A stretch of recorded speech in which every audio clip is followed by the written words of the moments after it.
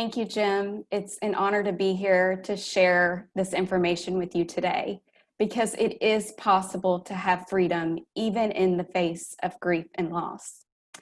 Again, as Jim said, my name is Tina Ridge, and I am a grief and loss coach. I dealt with anxiety and depression almost my entire life. I was living in this internal prison. On this side over here, gripping that bar of all the things that had happened to me in my past that I'd never dealt with. And over here on this side was everything that I was worried about that was going to happen or could happen in the future, all those fears that I had. But I knew deep down inside that I was created for more than that. There was more for me in this life. It shouldn't be about being anxious and having panic attacks and being in this constant state of fear and worry. So deep down, I knew that there was something more, and I felt like I was doing everything to be the best version of myself, but I was just stuck and I couldn't figure out why. And, I've always been into self-help, and I was reading a book one night and it talked about doing a prayer of transformation.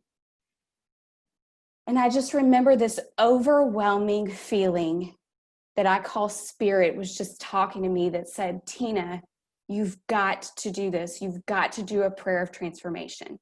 And so I did. That night I wrote it out and I prayed. A couple short weeks after that, I was driving home from work. I was on the interstate, and all of a sudden, out of nowhere, I was hit by a dump truck on the driver's side.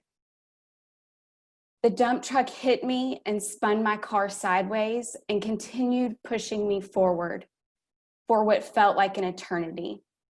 And in that moment, all I could think about was never seeing my kids again, my husband, my family.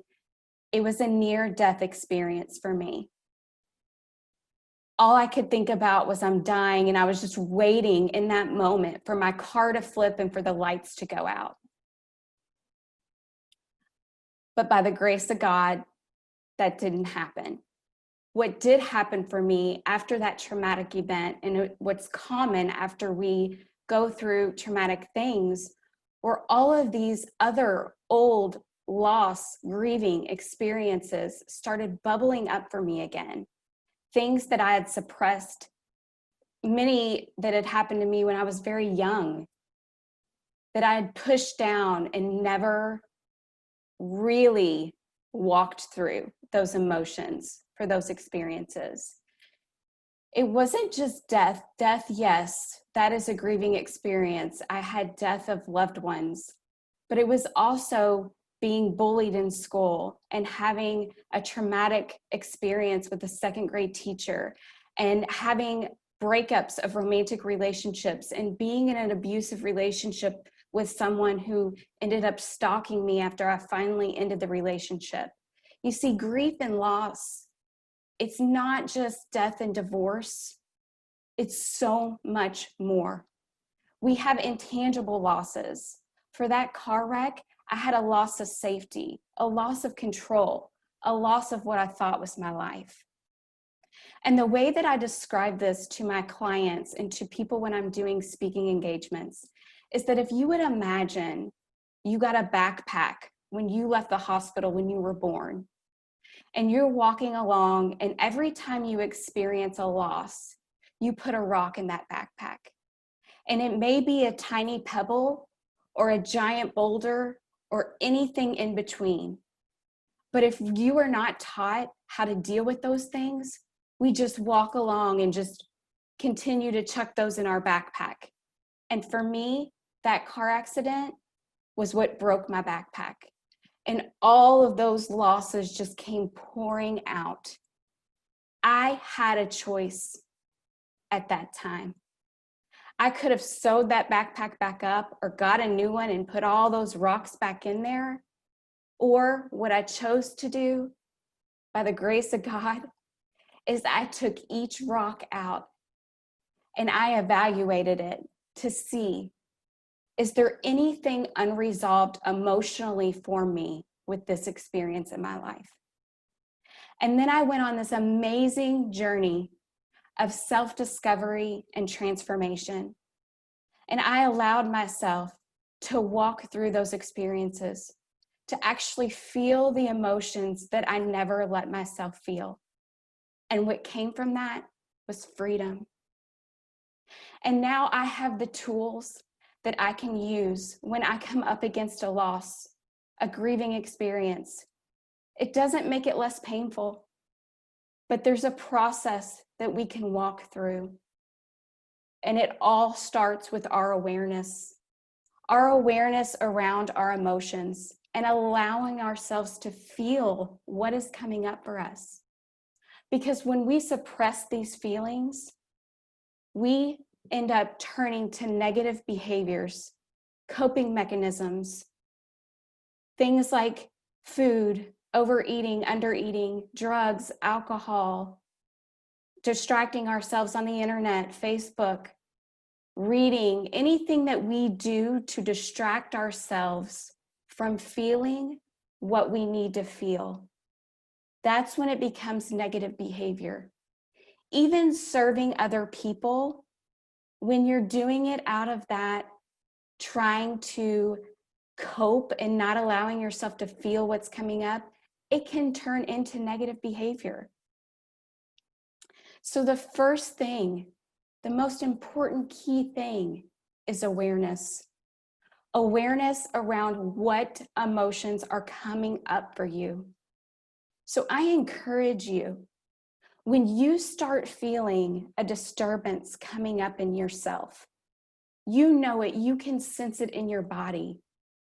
That is the beautiful thing about our emotions, is that when they start bubbling up for us, it comes in physical form, and we can become aware of it and then allow ourselves to feel it. Write it down. Write down when you start feeling that uncomfortable feeling and you want to turn to food. At that moment in time, stop yourself and ask yourself, what is it that I don't want to feel right now? And write it down. Journaling is great for this. And even better than journaling is talking to a safe person. Someone that won't analyze, criticize, or judge you. Someone that will just be a big heart with ears and listen and allow you to get those emotions out. Whenever we express our emotions and give them voice, we feel freedom. We get a release from all of that pent up energy inside of us. And it is just such an honor that I help my clients do this for themselves. And they walk through this journey and they learn so much about who they truly are deep down. And they're no longer limited in their life by their past experiences. I was so limited in every experience I had. I was seeing the whatever experience was coming up, I was seeing that through these past experience glasses. I couldn't see clearly. I couldn't get out of that. But now I've found a process that allows people to connect with their inner soul, who they were created to be, so they can get out in this world and do great things. Because I truly believe we all know deep down that we were made for more. When we're stuck in that internal prison, even though we're so lonely and so sad and we may be feeling miserable but we've got our mask on and everybody thinks that we are okay, but we're really dying inside. We know deep down there's more. We just we don't know how to get there. I didn't know how to get there. And thank God I found the way to get there. And I have truly now connected with myself. And it's an amazing feeling, and I love helping other people get there. If you are interested in learning more about what I do, you can visit my website. It's TinaRidge, TinaRidge.net. You can also email me if you have any questions at all. And my email is tina@tinaridge.net. And I am happy to share more information with you, more about my story. And if you're struggling, don't wait.